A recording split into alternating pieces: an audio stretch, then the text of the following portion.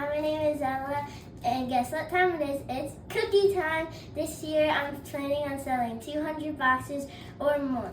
Please help supporting my troop by buying 1 boxes or maybe even 2 if you want to.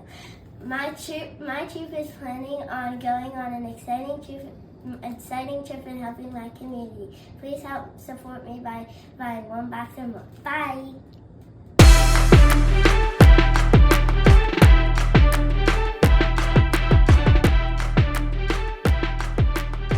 What's up, everyone? Welcome to This Day in Philly Sports History for January 19th, 2025. I'm your host, Jim Montgomery. Welcome to a Sunday edition of the podcast, Eagles Game Day, snowy divisional playoff day. So let's just get all the housekeeping out of the way. We got a big episode. You heard Ella. Be sure to buy the Girl Scout cookies from her because you're going to buy them anyway. The link is in the description. Gets you everything you need from there. And then be sure to follow me on social media, Jimbo_Mont on Twitter. TikTok is banned now, so I'm not on there. At Philly Jimbo on Instagram. Subscribe to the YouTube channel, Jimbo_Mont. Be sure to check out the KYW feature today, as well as the On Patterson newsletter. We're featured in there a couple days a week, so if you go, subscribe to it. It gets delivered right to your inbox.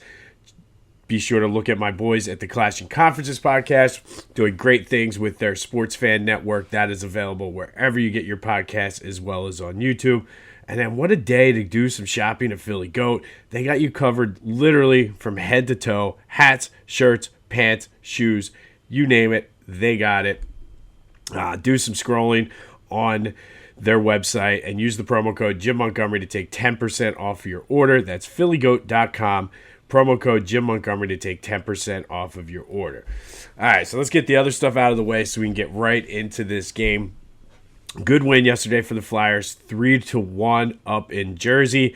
They've now won 4 of their last 5 straight games with a point. Mishkov had a goal yesterday. Tyson Forrester had 2 goals. And it was a good win against a team that they're chasing in the standings. It's about that time where we're going to start looking to see where they are in the standings and where they rank. Another, like I said, solid team effort, solid team win. They've been getting very good goaltending since the Christmas break, which is huge. They do get a couple days off here until Tuesday when they take on the Red Wings, which is another team they're battling for playoff position. So all of these games all of a sudden become very important with the Flyers, and they are putting it together here at the right time. Obligatory, I have to mention the Sixers. They lost out in Indiana, 115-102. Of course, there was no Joe, no Paul George. Tyrese Maxey had 28, and that's about it. That's the Sixers.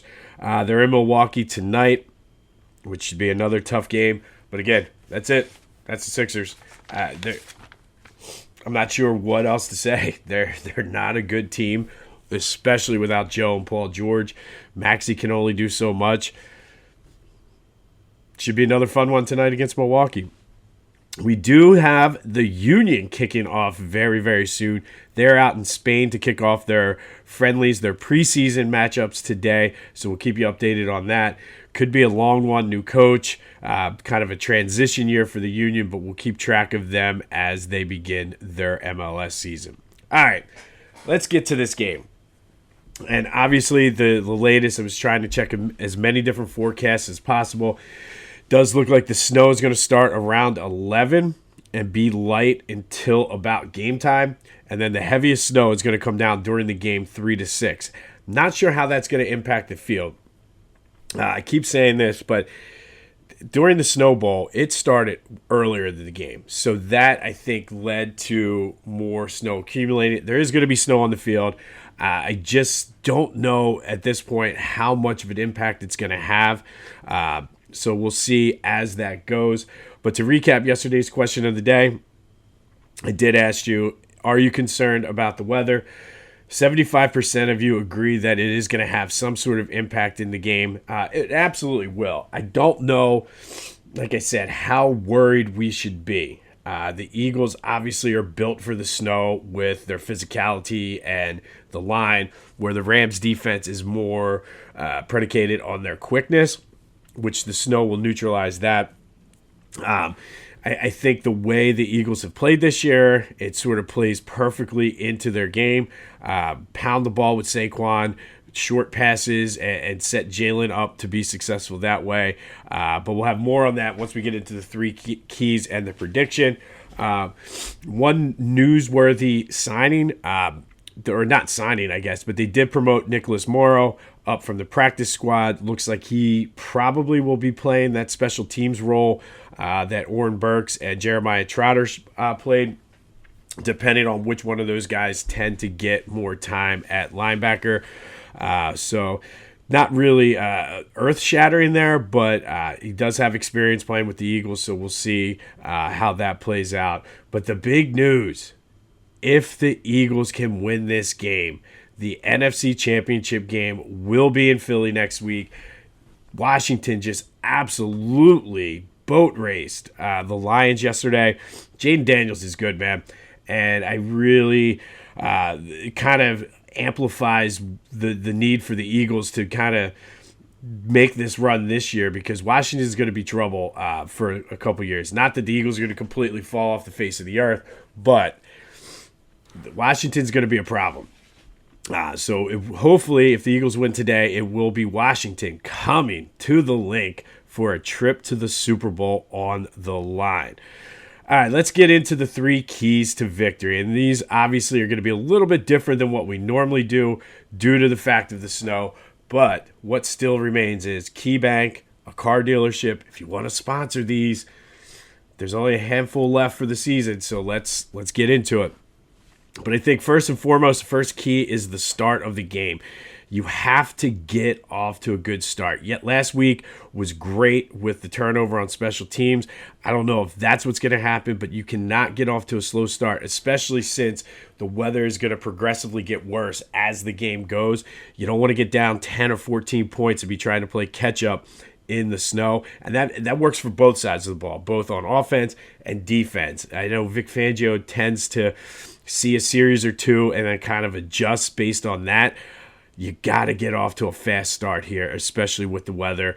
The crowd is going to be rocking. I was watching the news. People have been lined up since 11 o'clock last night to get into the game. I'm too old for that. I'll be going down in a few hours. But you got to take advantage of that and get off to a fast start, punch the Rams in the mouth, and let them know they're going to be in for a battle. And that leads us perfectly into the next key to the game. And then be physical all year since the bye. That has been your identity as a team. Just being a physical team, beating people up, wearing them down, and then pulling away in the fourth quarter. In a game where there's likely going to be a couple inches of snow on the field, you have to be physical, especially on the offensive side of the ball. Since the Rams are more of a speed-based defense, you got to just be big and impose your will on them.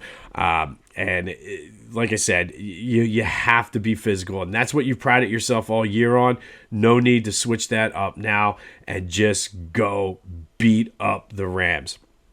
And then finally, and this goes for both offense and defense, we've said this almost every week on the key to the game.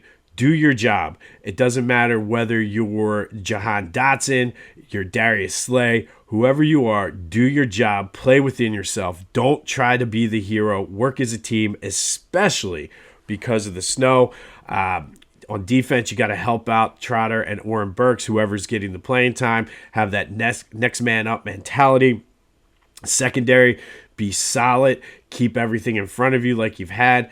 Zach Bond, this is your time. You keep your price goes up every week. I fully need you to drive that price up even higher this week. And then offensively, Jalen, take advantage of running lanes if they're there. Don't try to let things, and you're really good at this, but don't let things get into your head about, oh, Jalen can't pass, Jalen can't. No, play within yourselves, do your job, and truthfully, this should be, I don't want to say easy because it's the divisional round of the playoffs, but the Eagles are a superior team, and yes, I'll use that word, superior team to the Rams. If they play their game, they should have no problem in this game, snow or not. but get off to a fast start. You don't want to be playing catch up in the snow. Be physical on both sides of the ball, and then stay within yourself. Do your job, and we should be playing in the NFC Championship game next week. And I'm looking at the offensive line specifically. Just go out there and beat people up. I keep saying this. If you're a fan in the stadium, don't beat people up. If you're an offensive lineman on the field, beat people up. That's your PSA for this game. All right, so where are we going with the pick here?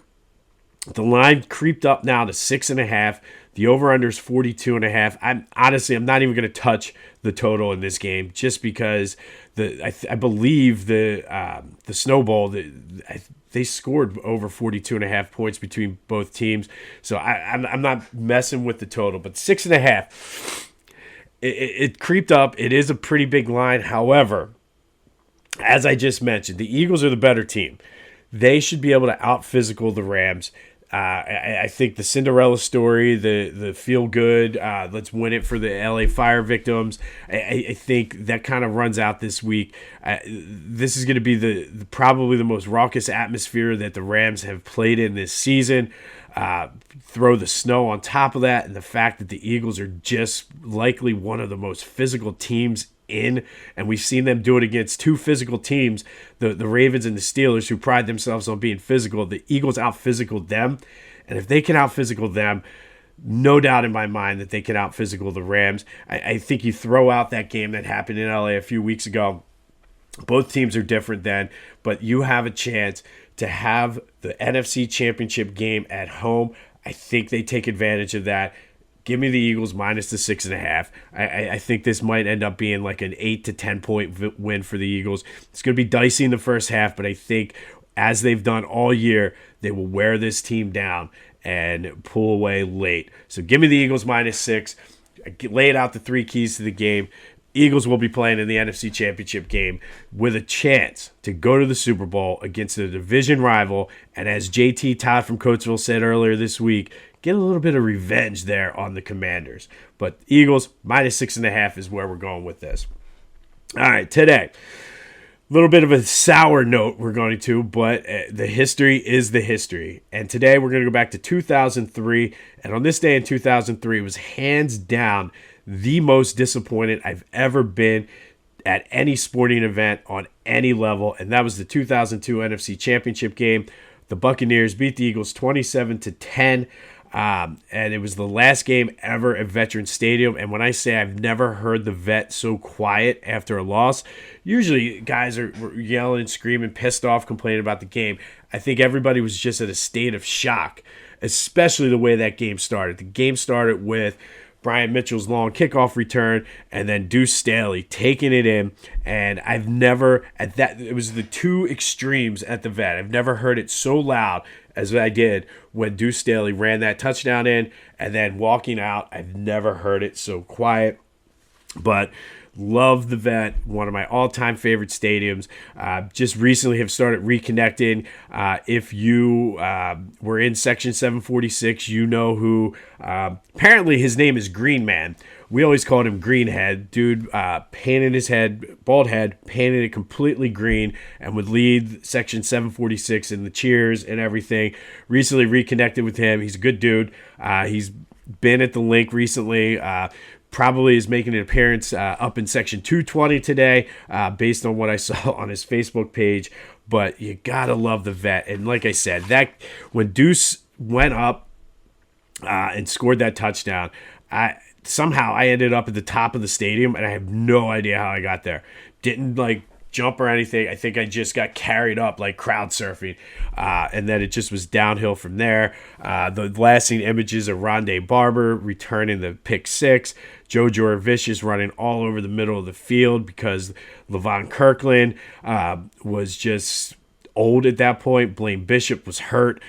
Just a horrible game. But on this day in 2003, Eagles lose to the Buccaneers 27-10. No doubt in my mind they would have gone out and beaten the Raiders that year in the Super Bowl. I know I got some Raiders fans out there in the audience. Sorry, guys, but the Eagles would have beaten you too.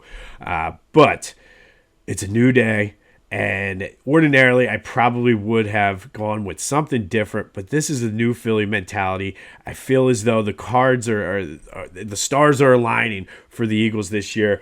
We're going to exercise those demons and play for the NFC Championship game next week at home. All right, and then finally today, we're pulling out the big guns for this game. And we've been doing forgiveness for the new year to try to bring that good karma, release that negativity, get those bad, sour vibes. That's why I attacked this NFC Championship game against the Bucs today. And we're going to forgive one of, and his name came up a lot this week with Kellen Moore going on interviews, one of the biggest villains literally in at least the past 5 years, but possibly all time, and that is Jonathon Gannon. Defensive coordinator in 21 and 22 for the Eagles, had that great D, record-setting D in 2022, and then interviewed for the job in Arizona the week in between the Super Bowl and the NFC Championship game, which is not allowed against NFL rules. So not only did he break the rules, the Cardinals broke the rules. And then come Super Bowl Sunday against the Chiefs, he already had one foot out the door. He knew he was staying in Arizona to take over that job.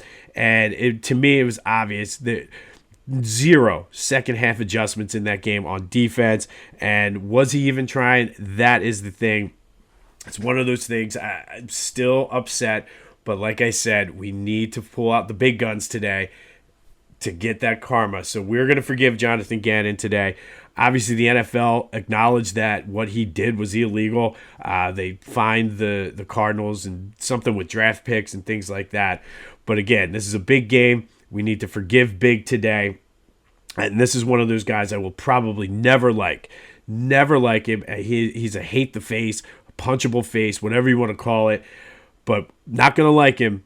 But Jonathon Gannon, I forgive you for Super Bowl 57. I forgive you for the tampering. I forgive you for having a punchable face. I don't like you, but you know what? I forgive you. You were trying to do what was best for you and your family, even though it hurt our Eagles. It's a new year. The sky is the limit this year. Let's get that negativity out. And Jonathon Gannon, I forgive you.